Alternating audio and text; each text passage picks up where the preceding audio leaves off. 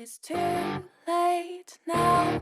I remember you and me, and how careless we could be. All day and all night, we'd stay up, it felt so right. We were so young, we were so dumb. We would get drunk and then hook up.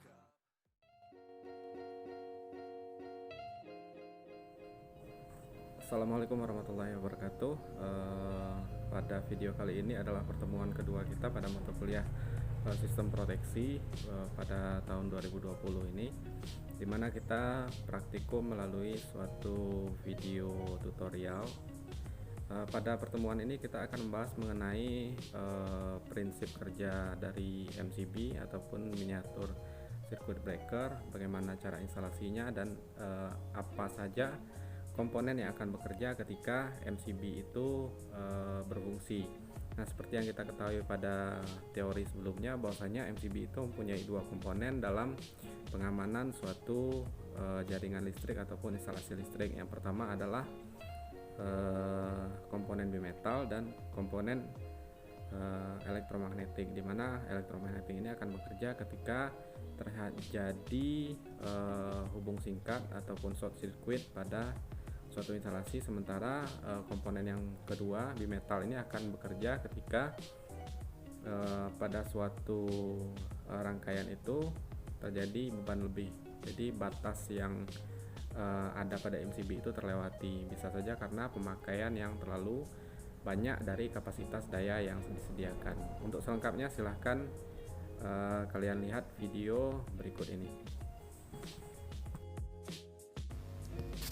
Oke, baiklah, di sini kita membuat sebuah rangkaian di mana ada MCB, kemudian ada sebuah lampu pijar dan motor listrik yang dipasang secara paralel dengan MCB. Jadi MCB ini mempunyai dua beban listrik, yaitu motor listrik dan 4 buah lampu pijar.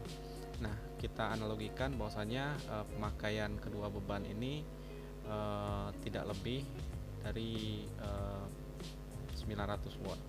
Namun apa yang terjadi ketika semua beban ini diaktifkan, tidak lama setelah kedua beban ini menyala, dalam artian motor ini dalam keadaan berbeban induktif, kemudian lampu pijar juga beban induktif, karena di sana ada komponen induktor yang menyebabkan panas yang mengeluarkan cahaya, sehingga daya yang digunakan pada rangkaian ini berbentuk induktif. Jadi daya yang dikonsumsi tidak dalam bentuk daya yang nyata. Jadi daya VA-nya itu cenderung ke induktif, sehingga daya yang kita gunakan tidak begitu pas 900 watt atau 900 volt ampere. Nah, ketika kita melihat, nah ini beberapa saat setelah kedua beban menyala, MCB trip, karena komponen yang bekerja pada simulasi kali ini adalah komponen bimetalnya. Jadi kalau seandainya dalam keadaan beban lebih, dia tidak langsung trip, jadi menunggu beberapa waktu sampai bimetal itu betul-betul melengkung, kemudian baru memutus rangkaian. Beda halnya dengan hubung singkat. Nah, selanjutnya kita lihat dalam video ini, sang bapak menambahkan sebuah kapasitor untuk lebih memfilter ataupun mengembalikan kerugian-kerugian daya induktif tersebut dengan menambah sebuah kompensator yang dalam komponen kelistrikannya lebih kita kenal dengan kapasitor. Jadi dengan adanya kapasitor ini, daya yang cenderung induktif tadi kita kembalikan kapasitif, sehingga daya yang kita dapatkan betul-betul mendekati real, mendekati nyata dengan daya nyata dalam satuan watt. Nah, silakan kita lihat pada percobaan yang kedua ini, MCB tidak akan trip karena dengan adanya kapasitor tadi,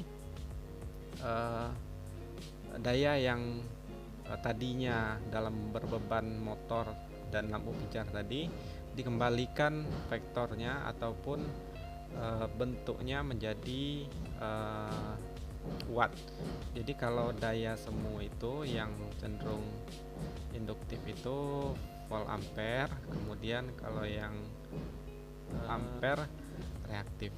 Nah, kita lihat pada rangkaian ini MCB tidak akan trip, MCB 2 ampere tadi, dalam artian beban yang kita gunakan masih dalam batas atau toleransi maksimum dari kerja MCB. Semoga video ini dapat membantu mengenai fungsi dan prinsip kerja dari MCB. Mudah-mudahan bermanfaat. Jika ada yang perlu ditanyakan atau didiskusikan, silahkan komentar di kolom Edmodo-nya, ataupun silahkan live chat ke saya via WA ataupun media sosial lainnya. Terima kasih. Assalamualaikum warahmatullahi wabarakatuh.